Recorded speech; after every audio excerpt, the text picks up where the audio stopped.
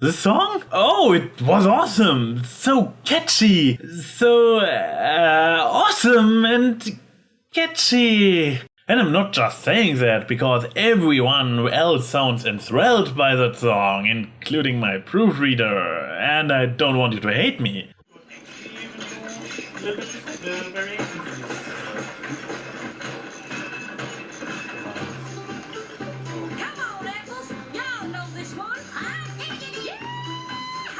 Please don't hate me. We traveled the road of generations, joined by a common bond. We sing our song across the pony. Hello there, this is the AnY Pony, and welcome to my analytical top 5 yay and nay list for Pinkie Apple Pie. Don't worry, the song's not on my nay list. Admittedly, the way I choose and position my yays and nays is based on subjective opinion or observation, but I call this an analytical top list after all. And while I am on record listing songs as nays in the past, I usually did it for reasons like the lack of originality or repetitiveness.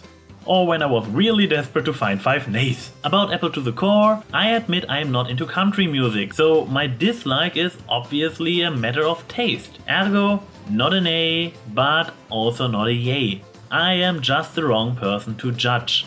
As you may have already picked up on, while for example Tommy and Digi had their issues with the gimmicky/actiony approach of season 4 so far, I am more like the mysterious Mr. Enter and actually enjoy the series more for its new direction. So what many people welcome as a long needed breather in form of an uncomplicated lighthearted slice of life filler episode, I consider Number 5. Neigh! The overall plot was rather weak and unspectacular. Don't get me wrong, there are plenty harmless down-to-earth episodes among my all-time favorites, and Rarity Takes Manhattan is my favorite episode of season 4 so far. But a plot as simple as predictable as Pinkie Apple Pie is rather boring for me to watch. Just the plot, not the whole episode, mind you. Number 5. Yay!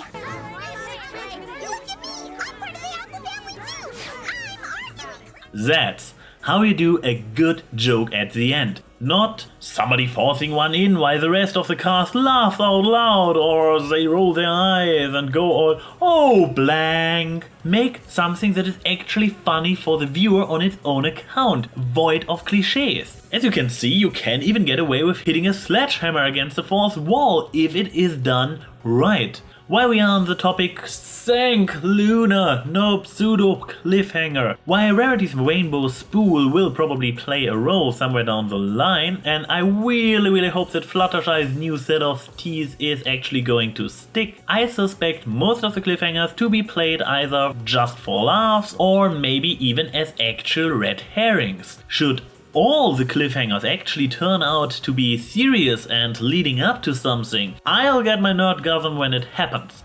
Until then, I am thankful for every episode providing an ending with closure. Number 4. Neigh! When the episode started, Pinkie was in complete overdrive and she alone was delivering nearly as much pinkiness as a dozen of her clones in Too Many Pinkie Pies. I was actually kind of worried if I can pull through a whole episode like that. In the end, so I have to say, Number 4. Yay! best Pinkie Pie in, I don't know, ever. This probably depends on how you feel about Baby Cakes and Friend in Need. Psst, I don't really like those two.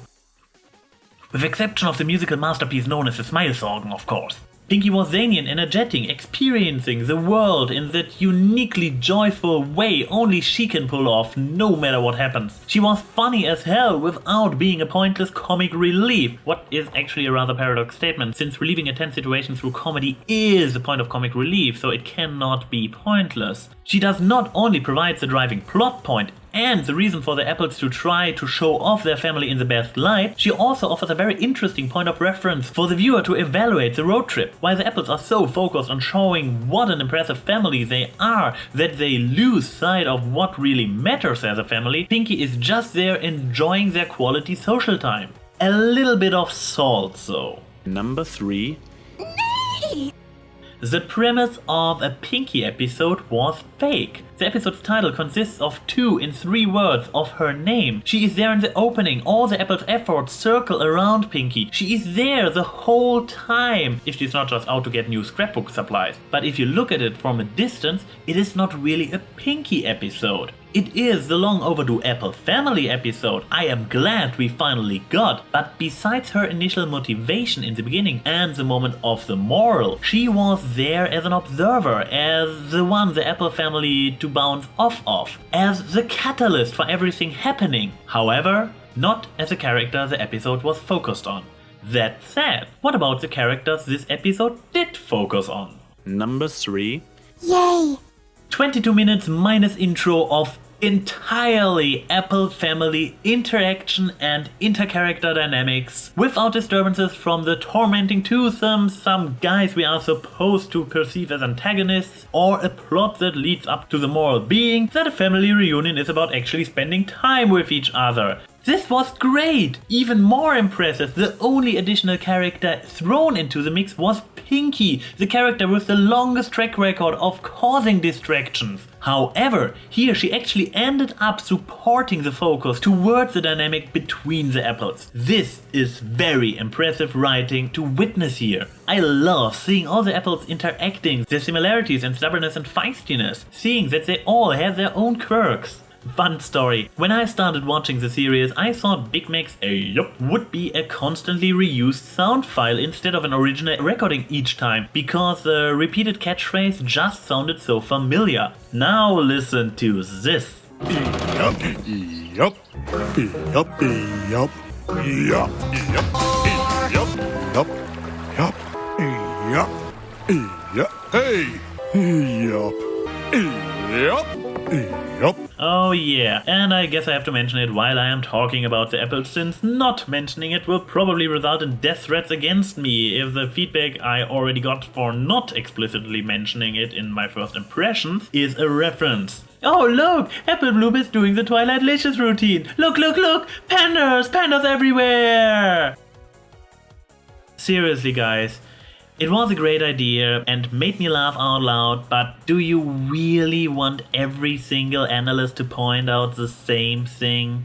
Number 2. The animations. Wow. Haven't been expecting to ever have to include animations in my Neigh list, not to mention so high up. There are basically 2 reasons why it came to this. First, the episode is really solid and does not provide much else to complain about. Second, they visibly cut corners there. The substandard animations during the song have already been pointed out by every brownie else, so I skip going into those, but it does not end there. Did you realize that there is not much animation on screen at all throughout the episode? The most notable instance being the scariest cave in Equestria that we only get to experience from the outside in form of an unanimated 2D landscape scrolling by. Admittedly, this scene had been used in a fantastic way by turning it into a hilarious audio play, but animation-wise, you have to admit that this was a total cop-out. Despite the fact that this criticism ended up so high on my list, for an episode with an obviously smaller production budget, it still looks very good. Better than many other non-Flash shows look most of the time. And DHX would not be DHX if they wouldn't find a way to make a virtue out of necessity. Number 2. Yay!